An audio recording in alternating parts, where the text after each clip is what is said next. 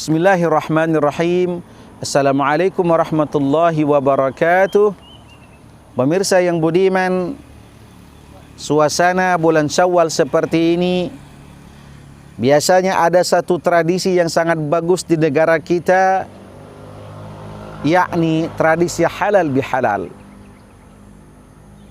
Mungkin memang Syawal tahun ini kita tidak bisa melakukan secara piece to piece, mengadakan pertemuan untuk melakukan halal bihalal karena dalam suasana pandemik COVID-19. Namun kita bisa melakukannya melalui Zoom, melalui kuliah WhatsApp dan lain sebagainya.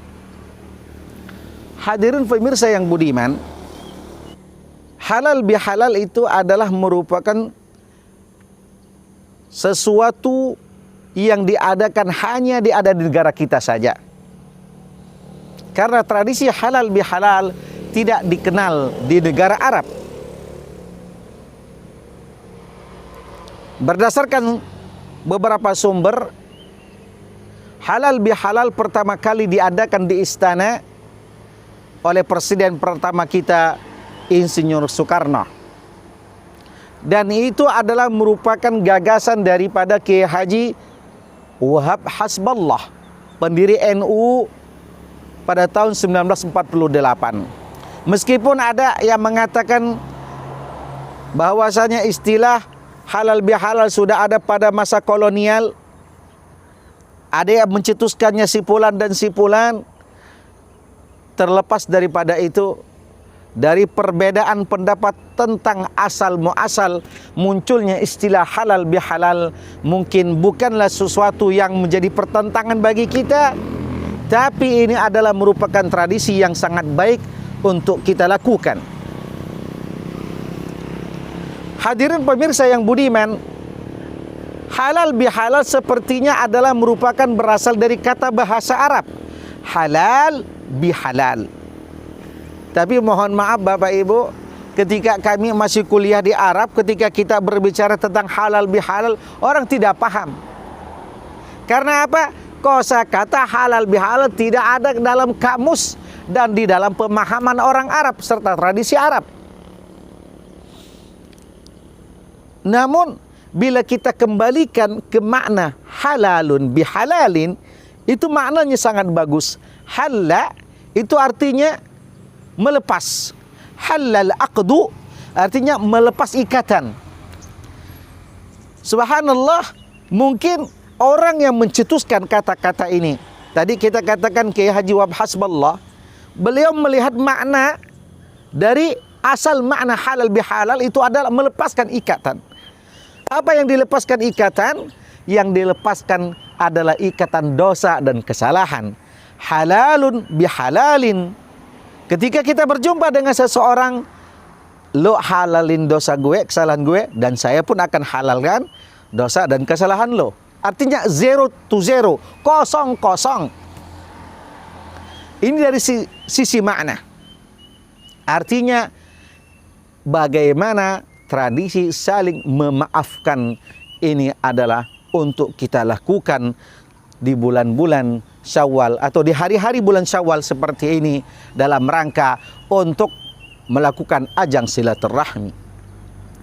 Hadirin pemirsa yang budiman, banyak ayat yang berbicara tentang saling memaafkan, menjaga hubungan silaturahmi. Begitupun dengan hadis Rasul sallallahu alaihi wasallam yang menganjurkan kita untuk menyambung hubungan silaturahmi di antara kita. Namun yang akan kita angkat pada pertemuan kali ini, hadis yang disampaikan oleh sahabat Abu Hurairah radhiyallahu anhu yang dikeluarkan Imam Bukhari dalam sahihnya, khusus berkaitan tentang halal menghalalkan. Rasul sallallahu alaihi wasallam bersabda, "Man kanat 'indahu mazlamatun li akhihi min irdihi aw syai'in minhu falyatahallalhu qabla an yakuna lahu dinarun wala dirhamun. In kana lahu amalun salihun ukhidha biqadri mazlamatihi wa in lam yakun lahu hasanatun ukhidha ukhidha min sayyiati sahibihi fahumila alaihi. Subhanallah. Hadis ini berbicara, apa kata Rasul sallallahu alaihi wasallam?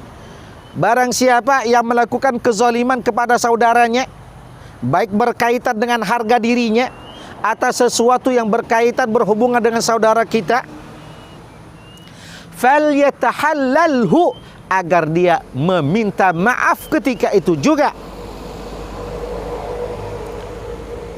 Kadang kita sudah melakukan kesalahan, gengsi minta maaf, malu minta maaf. Padahal meminta maaf itu adalah pekerjaan yang mulia, dan memaafkan itu adalah hal yang lebih mulia lagi. Seperti kata Allah, khudhil afwa wa'mur bil urfi. Kenapa hadirin melakukan Allah Subhanahu wa taala? Qabla an yakuna lahu dinarun wala dirham. Mohonlah maaf kepada orang yang pernah kita zalimi. Minta diikhlaskan kepada orang yang pernah kita ambil daripadanya. Sebelum harta dinar atau dirham tidak bermanfaat, artinya sebelum kematian menjemput kita. Na'udzubillah. Hadirin yang berbahagia, lihat apa kata Rasul sallallahu alaihi wasallam, in kana lahu amalun salihun ukhidha minhu biqadri mazlamatihi. Kalau seandainya orang yang kita zalimi, orang yang kita sakiti, orang yang kita ambil haknya, orang yang kita caci maki, orang yang mungkin pernah kita rugikan dengan berbagai macam cara, mereka tidak ikhlas dengan kita, maka amal soleh yang kita miliki akan diambil dan diberikan kepada orang yang kita zalimi. Na'udzubillah. Maka Bapak Ibu, mungkin kita santai-santai saja, bahkan mungkin tersenyum ketika ada orang menzalimi kita. Tenang saja Bapak Ibu, sesungguhnya nanti kita akan mendapatkan amal saleh dari orang yang menzalimi kita, kalau dia punya amal saleh. Jangan sewot ketika ada orang yang jahili kita, yang menzalimi kita, yang mencaci maki kita, ya. Malah mungkin kita doakan agar orang yang demikian mendapat hidayah dari Allah Subhanahu wa taala. Dan yang lebih tragis lagi Bapak Ibu hadirin melakukan Allah Subhanahu wa taala, wa illam yakun lahu hasanatun ukhidha min sayyiati sahibihi fahumila alaihi. Rawahul Bukhari. Kalau seandainya tadi orang yang kita orang yang menzalimi dia punya amal soleh, maka orang yang menzalimi itu kebaikannya akan diberikan kepada orang yang dizaliminya. Nah sekarang kalau seandainya orang yang menzalimi tidak ada amal soleh, malah kejahatan-kejahatan, maka kejahatan orang yang kita zalimi itu akan ditimpakan kepada orang yang menzalimi. Na'udzubillah. Ini namanya Bapak Ibu sudah jatuh tertimpa tangga. Maka tradisi yang baik seperti ini mari kita lakukan Bapak Ibu. Kalau seandainya kita bisa melakukan telepon, itu lebih baik, karena suasana yang mungkin tidak memungkinkan bagi kita untuk saling memaafkan secara langsung, bisa juga dengan pakai WhatsApp, SMS dan lain sebagainya. Yang terpenting apa kata Rasul sallallahu alaihi wasallam, barang siapa yang menzalimi saudaranya, baik dengan berkaitan dengan harga dirinya atau sesuatu yang ada pada dirinya, falyatahallalhu, minta halalkanlah kalian sebelum segala sesuatunya tidak ada manfaat dalam kehidupan kita. Hadirin melakukan Allah Subhanahu wa taala. Saya akan tutup pertemuan kita dengan cerita seorang sahabat yang dijamin oleh Rasul sallallahu alaihi wasallam dan dikabarkan ahli surga. Itu bukan ia termasuk orang yang sahabat yang terkenal, sudah melakukan berbagai macam amal kebajikan bersama Rasul sallallahu alaihi wasallam, pernah berjihad di ini dan itu, tapi ternyata orang itu mendapatkan jaminan surga karena kebersihan jiwanya. Seperti dalam riwayat dikatakan, ketika Rasulullah sallallahu alaihi wasallam duduk bersama para sahabat di masjid, tiba-tiba muncul orang itu dengan menjinjing sendalnya barusan selesai berwudu. Maka Rasul mengatakan, lihatlah orang itu calon penghuni surga. Sahabat yang berada di sekitar Rasul sallallahu alaihi wasallam merasa keheranan. Wah, hebat beneran nih orang. Sudah dikabarkan oleh Rasulullah dia calon penghuni surga. Tapi mereka tetap berhusnuzan, mungkin ada amal ibadah yang dilakukannya yang tidak kami lakukan.